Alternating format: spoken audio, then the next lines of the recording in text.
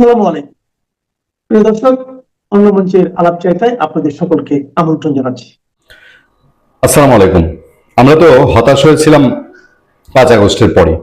5 আগস্টের পরে বিএনপির এবং বিএনপি ছাত্রদল যুব দলের বিশেষ করে ঢাকাতে যা হয়েছে হয়েছে। ঢাকার গুলো অত একটা, ঢাকা যেহেতু অনেক ঘনবসতিপূর্ণ একটা শহর, এইখানে মানুষের উপরে ডিরেক্ট এফেক্টটা ওই রেশিও অনুযায়ী বোঝা যায়নি, কিন্তু মফস্বল এলাকায় এই বিএনপি এবং বিএনপি অঙ্গ সংগঠনের নেতাকর্মীদের চাঁদাবাজি, দখলবাজি, এইটায় আমরা হতাশ হলাম যখন তারেক রহমান বুঝলো যে ভাই এটা তো সীমার বাইরে চলে যাচ্ছে। এবং সীমার বাইরে যাওয়ার পরে উনি যখন বহিষ্কার শুরু করলেন, মানে ও বলে না যে কম্বলের ওল বাস থেকে কম্বল সারা বাস, বহিষ্কার করতে করতে তার 6-7 হাজার নেতাকর্মী, 7-8 হাজার নেতাকর্মীকে সাময়িক বহিষ্কার করতে হলো। তখনই সংখ্যাটা দানা বেঁধেছিল। বিএনপির এই অংশটা, যারা এরকম খাদক অংশ, এরা ওত পেতে বসেছিল যে আচ্ছা ভালোই ভালো যাই হোক না, ক্ষমতাটায় আসুক না দলটা। এই ক্ষমতাটায় আসুকের পরে ওই যে এক বেটা মোটামুটি গিয়া তার নিজের বাড়িতে গাড়ি যাবে দেখে সরকারি গাড়ি কেটে ফেললো। তারেক রহমান যদিও সেখানে খুব শক্ত অবস্থান নিয়েছেন, তাকে দল থেকে বহিষ্কার করা হয়েছে, গ্রেফতার করা হয়েছে, আরো এরকম হয়েছে।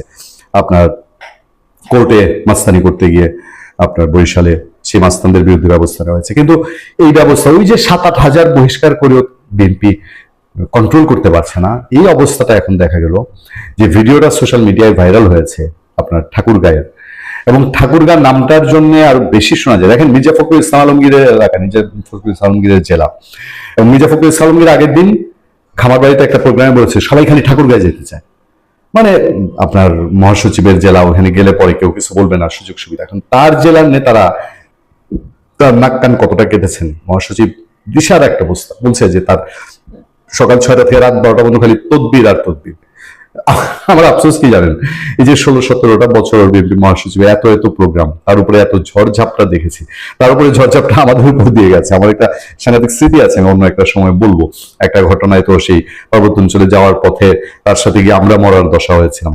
এই মানুষটাকে তিনি স্থানীয় সরকার মন্ত্রী হলেন, তার দল পাশ করলো, আমি তাকে কংগ্রেচুলেট করার মতো, কারণ আমি জানি এই সিচুয়েশন গুলো এখন যে কি হবে, আমরা তাদের আশেপাশে আগামী 2-4 বছর ভিড়তে পারবো কিনা আমার সন্দেহ আছে। আমি চেষ্টাও করি না, নানান রকম ভাবেই তাকে চিনি, তার পরিবারকে চিনি। মানে এই যে একটা সিচুয়েশন, সব ভিড় করে ফেলে চাটুকার খাই খাই পার্টি। মানে এই খাই খাই পার্টি থেকে আপনি কোনটারে বেছে নেবেন? ঠাকুরগাঁয়ের এই অবস্থায় ইউনো কার্যালয় থেকে নিয়োগ পরীক্ষার কাগজ চিন্তায় বিএনপি নেতা সহ 40 জনের বিরুদ্ধে মামলা। ইউনোকে যা ভিডিওতে দেখলাম, বেশ ব্যক্তিত্বের সাথে তিনি এটা ট্যাকেল করার চেষ্টা করছিলেন, কিন্তু তাকে বসায় রেখেই তার সামনে থেকে নিয়ে গেল। এবং আমরা আমাদের সামনে যে নিউজটা, সেই নিউজে ছবিটার ক্যাপশন, আজকের পত্রিকায় ছবিটার ক্যাপশনে উল্লেখ করেছে যে হরিপুর ইউনিয়ন কার্যালয়ে মব সৃষ্টি করে, হরিপুর ইউনো কার্যালয়ে মব সৃষ্টি করে একটি কলেজের কর্মচারী নিয়োগ পরীক্ষার কাগজপত্র ছিনিয়ে নেওয়া হয়।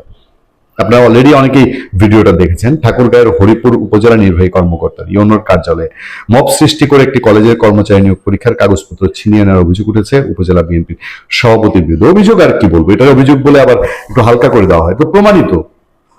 এবং সেটা উপজেলা বিএনপির সভাপতি মির্জা ফখরুল ইসলাম কি একজন উপজেলা বিএনপির সভাপতিকে ফেলে দিতে পারবেন? তাদের সমস্যা কি জানেন? ওই যে মিঠামণি বললাম না, যে গাছ কেটে যেই লোকটা, মিঠামণির সেই আপনার সরকারি গাছ কেটে ফেললো তার বাড়িতে গাড়ি নেওয়ার জন্য, এই লোকগুলাই একসময় কিন্তু বিএনপির জন্য বহু মূল্য দিয়েছে। তাদের সহায় সম্পদ, ঘর বাড়ি, চাকরি সবকিছু গেছে, কিন্তু বিএনপি ছাড়ে নাই। কিন্তু সে লোকগুলো বিএনপি ক্ষমতায় আসার পরে দানব হয়ে উঠলো। এই ঠাকুরগাঁয়ের বিএনপির যে সভাপতি আপনার হরিপুর উপজেলার, এই লোক নিশ্চয়ই বিএনপির থেকে লোক, কিন্তু ক্ষমতায় যাওয়ার পরে রূপ চেঞ্জ। নিয়োগের অনিয়মের অভিযোগ তুলে শুক্রবার বিকেল 4টার দিকে এই মব সৃষ্টি করা হয়। ঘটনার একটি ভিডিও সোশ্যাল মিডিয়ায় ছড়িয়ে পড়েছে। এই ঘটনায় শুক্রবার দিবাগত রাতে মেদিনী সাগর বিএম বিশ্ববিদ্যালয়ের অধ্যক্ষ নিয়োগ পরীক্ষার সদস্য সচিব হারুনুর রশিদ বাদী হয়ে হরিপুর থানায় মামলা দায়ের করেন। মামলায় উপজেলা বিএনপির সভাপতি জামাল উদ্দিনকে প্রধান আসামি করা হয়েছে। এছাড়া আরো 9 জনের নাম উল্লেখ করে অজ্ঞাত 35 থেকে 40 জনকে আসামি করা হয়েছে। মামলায় সরকারি কাজে বাধা, চাঁদা দাবি, মারধর ও ভয়ভীতি প্রদর্শনের অভিযোগ আনা হয়েছে। কি দুর্ভাগ্য জানেন, বাংলাদেশে এই টাইপের যে প্রমাণিত পরীক্ষিত অপরাধ না, আজকে এই ঘটনা ঘটেছে, 2 দিন পর আরেকটা ঘটনা ঘটলে আমরা সব ভুলে যাব, আমাদের এগুলো আর স্মৃতিতে থাকবে না। যেই দেশে খুনি, সাজাপ্রাপ্ত খুনি, দণ্ডিত খুনি, সে ফাঁসির দড়ি থেকে বাইচা এসা সংসদ সদস্য হয়ে যেতে পারে, এবং স্বাধীনতা বিরোধী, দেশ বিরোধী, এবং যে একটা এই দেশের অস্তিত্ব যে স্বীকার করতে চায়নি সেই লোক সংসদ সদস্য হয়ে গেছে। কারণ এই টাইপের ঘটনায় যে এখনই বলছে এটা একটা অভিযোগ উঠেছে, মানে হইতেও পারে নাও হইতে পারে, এরকম আমরা গাছ হয়ে গেছি। আজকে আপনার বিএনপি ক্ষমতা আসার 1 মাসের মাথায় এরকম আপনার মানে ইউনোর সামনে গিয়া মানে এটা কি সিগন্যাল দেওয়া হলো? আমি জানি না এদেরকে দ্রুত অ্যারেস্ট করা হবে কিনা। সিগন্যালটা এদেরকে যদি অ্যারেস্ট করা না হয়, এদের যদি যথাযথ শাস্তি না হয়, যদি মনেই করা হয় যে একসময় তো আমাদের জন্য করেছে, আচ্ছা ক্ষমা সুন্দর দৃষ্টি দেখি, তাহলে আগামীতে তারেক রহমান কি পারবেন, বিএনপি কি পারবে এই দেশে যেই যেই বদনাম নিয়ে আওয়ামী লীগে যেতে হয়েছে, যে বদনাম নিয়ে এর আগে 4 দলীয় জোট সরকার বিদায় দিতে হয়েছে, সেই বদনাম থেকে নিজেদেরকে মুক্ত রাখতে? আমি জানি না, আপনাদের কাছে এই প্রশ্নের উত্তর নিশ্চয়ই আছে। আন্তর্জাতিক অপরাধ ট্রাইব্যুনাল, যেখানে সাবেক প্রধানমন্ত্রী শেখ হাসিনা সহ আওয়ামী লীগের বড় বড় নেতা, পুলিশ আর সেনাবাহিনীর বাঘা বাঘা অফিসারদের বিচার চলছে, সেই আইসিটির কাজের পোস্টমর্টেম শুরু হয়েছে।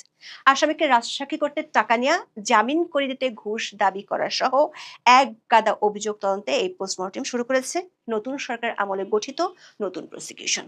আপাতত 3টি বিষয় নিয়ে নাড়াচাড়া শুরু হয়েছে।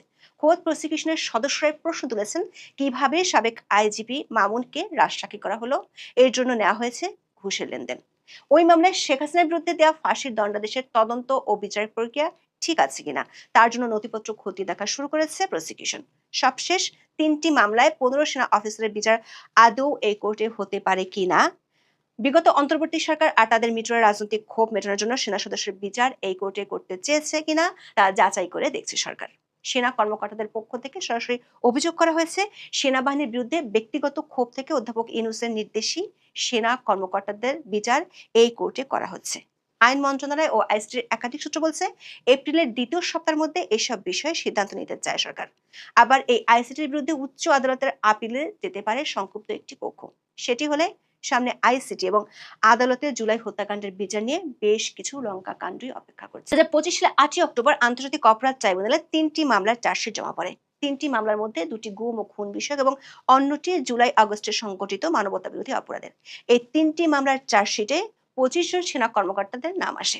তার মধ্যে 15 জন ছিলেন কর্মরত। 9 অক্টোবর ওই 15 সেনা কর্মকর্তাকে সেনা হেফাজতে নেওয়া হয়। ওই 15 সেনা কর্মকর্তার মধ্যে প্রতিরক্ষা গোয়েন্দা মহাপরিদপ্তর বা ডিজিএফআই এর 3 জন, র্যাপিড অ্যাকশন ব্যাটালিয়ন বা র্যাবের 10 জন এবং বর্ডার গার্ড বাংলাদেশ বা বিজিবির 2 জন রয়েছেন। এরপর এই সেনা কর্মকর্তাদের আদালতে হাজির করা নিয়ে আইসিটির তখনকার চিফ প্রসিকিউটর তাজুল ইসলামকে আইনের বাইরে গিয়েও কথা বলতে দেখা গিয়েছিল। শেষ পর্যন্ত সাবজেল করে সেনা কর্মকর্তাদের সেনা সদরে রাখা হয়। তবে বিচার চলছে আইসিটিতে। 3 মামলারই এখন সাক্ষ্য চলছে। ইতিমধ্যে কিছু সাক্ষীর জবানবন্দি ও জেরা শেষ হয়েছে। মামলাগুলোর পরবর্তী শুনানি পর্যায়ক্রমে 29 মার্চ, 31 মার্চ ও 7 এপ্রিল হওয়ার কথা। বিএনপি সরকার গঠনের পর গত 23 ফেব্রুয়ারি চিফ প্রসিকিউটর তাজুল ইসলামকে অব্যাহতি দেওয়া হয়। নতুন চিফ প্রসিকিউটর হিসেবে নিয়োগ দেওয়া হয় আমিনুল ইসলামকে। নতুন চিফ প্রসিকিউটর দায়িত্ব নিয়ে বলেছিলেন, ট্রাইব্যুনাল